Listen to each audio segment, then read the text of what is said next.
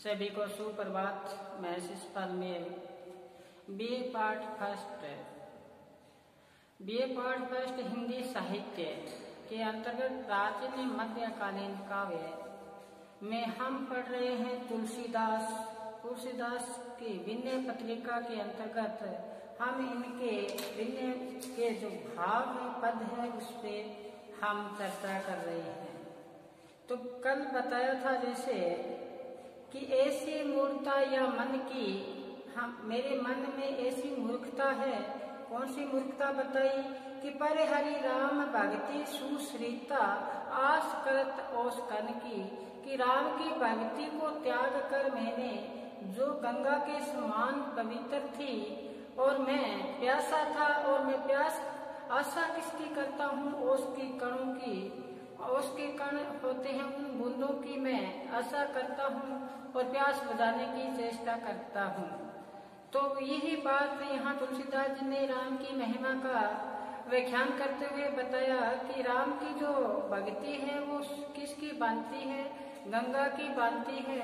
और हम मूर्ख हैं, हम प्यासे हैं, हम प्यास किसमें बुझाना चाहते हैं, ओस की बूंद से जो असंभव है। हम तो एक चातक पक्षी की भांति ऐसी रट लगाए बैठे हैं उस बादल से जिससे स्वाति बूंद टपकेगी, लेकिन वो बादल नहीं निकला।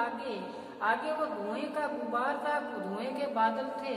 जैसे ही बादल के पास हम गए, चातक पक्षी कहता है कि गए, तो क्या हुआ कि हानि होत लोचन की, आंखों में क्या हुई, जलन हुई। इसी प्रकार हम भूल चुके हैं श्री रामचंद्र जी को। तो ये उदाहरण बताया कि जैसे सैन बाज होता है, अपने प्रतिद्वंदी को देखता है एक दर्पण में, एक फर्श पे देखता है, उस पर टूट पड़ता है और फिर क्या होता है, हुआ उसका ही प्रतिबिंब, लेकिन वो अपने इच्छा को पूर्ण नहीं कर पाया। इसी प्रकार तुलसीदास जी कहते हैं कि राम की भक्ति को छोड़कर अन्य जगह जाना दुख पाना है। जैसे सूरदास जी ने कहा था, मेरा मन अनंत कहाँ सुख पावे, मेरा मन अनंत कहाँ सुख पावे। जैसे उड़े जहाज को पंछी फिर जहाज पर आए। अपने सूरदास जी पढ़ा था, जो मेरा पद था उसमें आया था, जैसे उड़े जहाज को पंछी फिर जहाज पर आए, कमल नयन को छाड़ी महतम और देव को ध्याए, सूरदास तद काम देनु छेरी कौन दुभावे। इसी प्रकार यहाँ तुलसीदास जी राम की महिमा का गुणगान कर रहे हैं। उधर अपने सूरदास जी पढ़ा था तो किसके महिमा का गुणगान किया था, श्री कृष्ण का। तो यहाँ पर बताया कि मेरी मन की मूर्खता ऐसी है कि राम रूपी जो गंगा को त्याग कर मैं आशा करता हूँ उसके बूंदों की। तो फिर इसी प्रकार क्या तुलसीदास जी क्या कहते हैं, तुलसीदास प्रभु हर हो दुख, कहते मेरे जितने भी दुख है उनका क्या करो, आप निवारण करो, उन दुखों का निवारण करते हुए, क्योंकि लाज है वो किसको है, आपको है। मेरी लाज किसको है, उसी आपको ही है।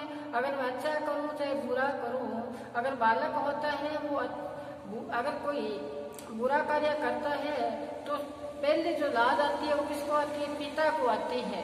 तो इसी प्रकार इसमें अपने आराध्य को पुकारता हुआ दास्य भाग की भक्ति में तुलसीदास जी कहते हैं कि लाज निजपन की, आपको मेरी लाज है क्योंकि मैं तो अपने आप को भूल चुका हूँ।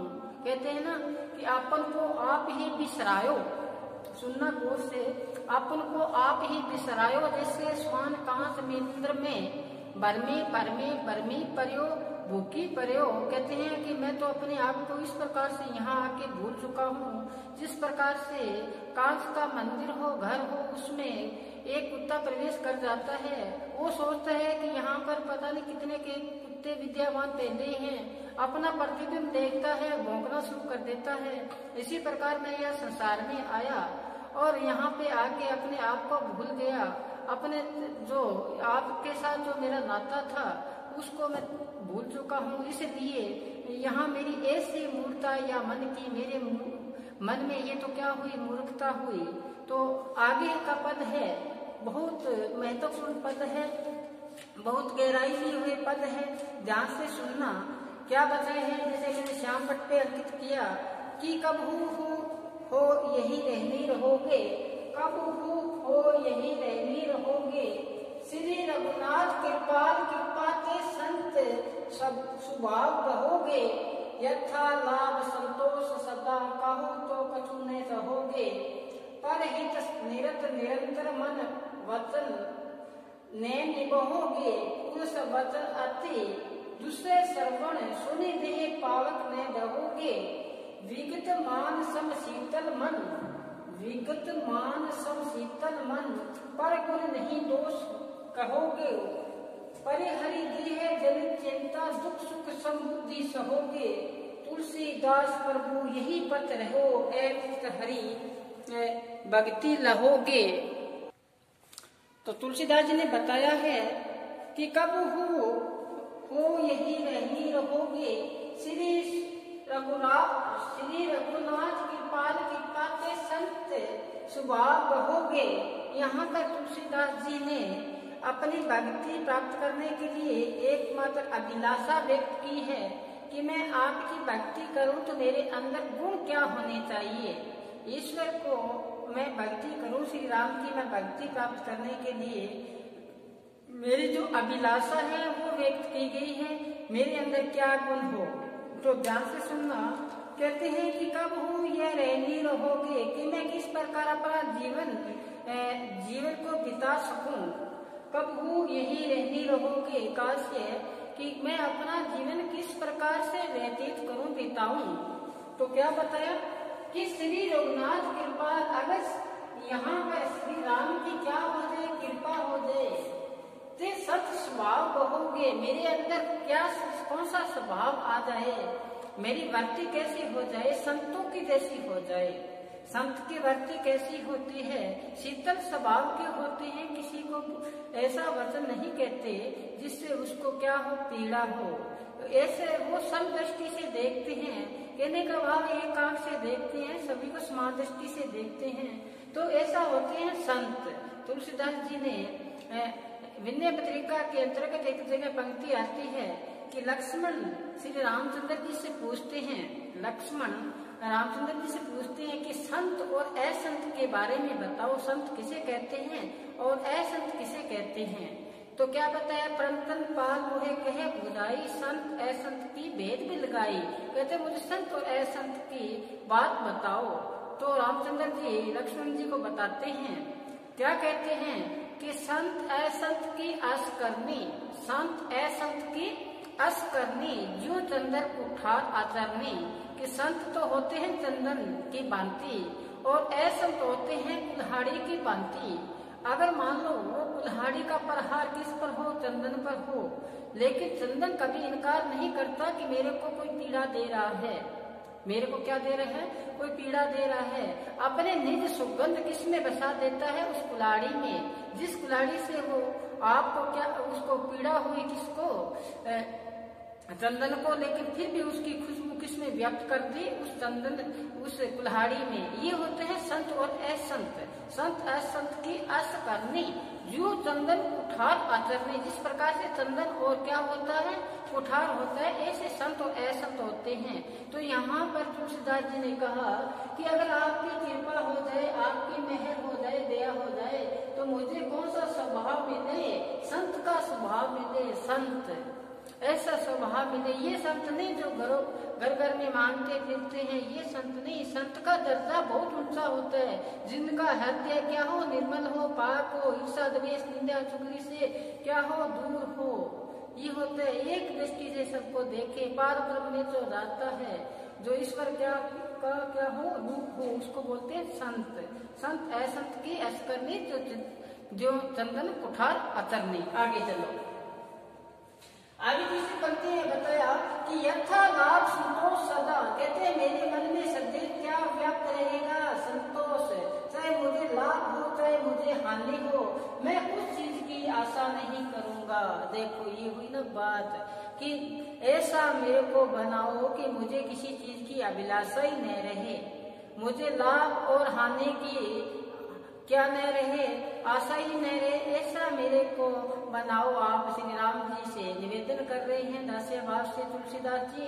कहते हैं कि मेरे को लाभ और संतोष क्या हो, सदैव व्याप्त हो। कहते हैं ना कि साईं इतना दीजिए जामे कुटुंब समाये, साईं इतना दीजिए जामे कुटुंब समाये, मैं भी भूखा ना रहूं और साधु भी भूखा न जाए। बस इतना ही दे दीजिए, ये तुलसीदास जी कह रहे हैं। यथा लाभ संतोष सदा कहो कुछ नहीं तो होगे, और मेरी किसी प्रकार की इच्छा नहीं है। बस इच्छा है तो इतनी की इच्छा है कि मेरा जीवन है वो बस निकलता जाए, मुझे इच्छा नहीं है अन्य की। ये जैसे भोग विलासा में ग्रसित होना नहीं चाहते तुलसीदास जी, बस ये अपने जीवन में क्या चाहते हैं, श्री राम की वंदना ही चाहते हैं, उनकी ही नाम की प्रार्थना चाहते हैं। तभी तो कहा था तुलसीदास जी ने पहले पद में, राम जप राम जप राम जप वावरे।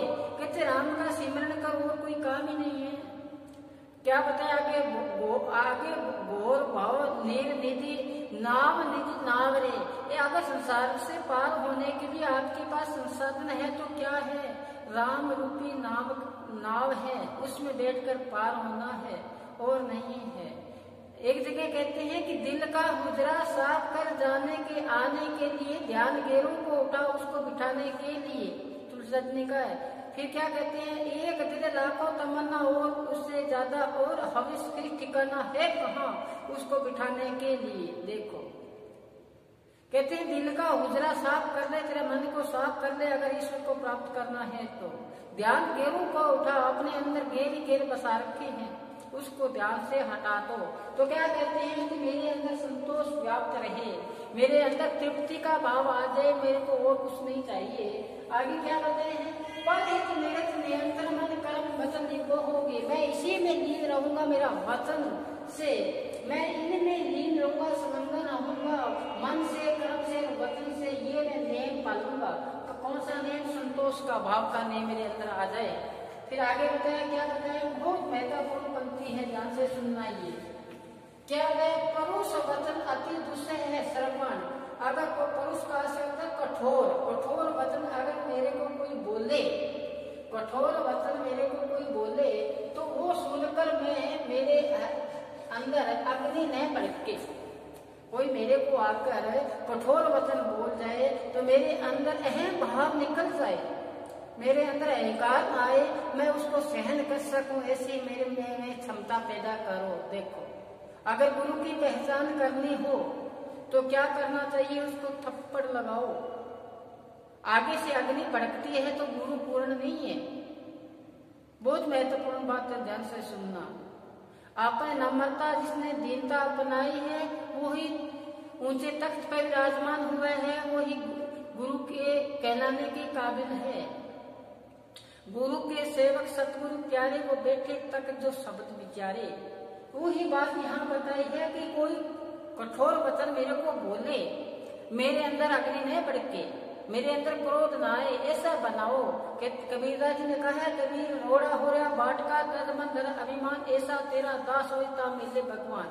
देखो रस्ते का रोड़ा बनना पड़ता है, दर दर की ठोकर खानी पड़ती है, अगर उसका रूप बनना चाहते हैं ईश्वर का तो यही बात यहाँ बताई है कि अगर मेरे को कोई कठोर वचन बोल दे तो भी मैं सुनकर मेरे अंदर पावक न होगी, पावक से अग्नि न भड़के मेरे अंदर। फिर क्या बताया, विगत मान सब शीतल मन। देखो मेरा मन हो वो क्या हो, शीतल हो, मेरे कोई मान सम्मान की कोई इच्छा न हो, गुण दोष न होगे, किसी दोष की इच्छा नहीं रहेगी मेरे अंदर, मेरे अंदर गुरु की किसी प्रकार से क्या नहीं रहेगी, इच्छा नहीं रहेगी। आगे बताए हैं, विगत मानसम शीतल मन, पर गुण नहीं दोष बहोगे, परिहरित है जनित चिंता दुख सुख समृद्धि सहोगे। तुलसीदास प्रभु यही पथ रहे, ऐचित हरि भक्ति लहोगे।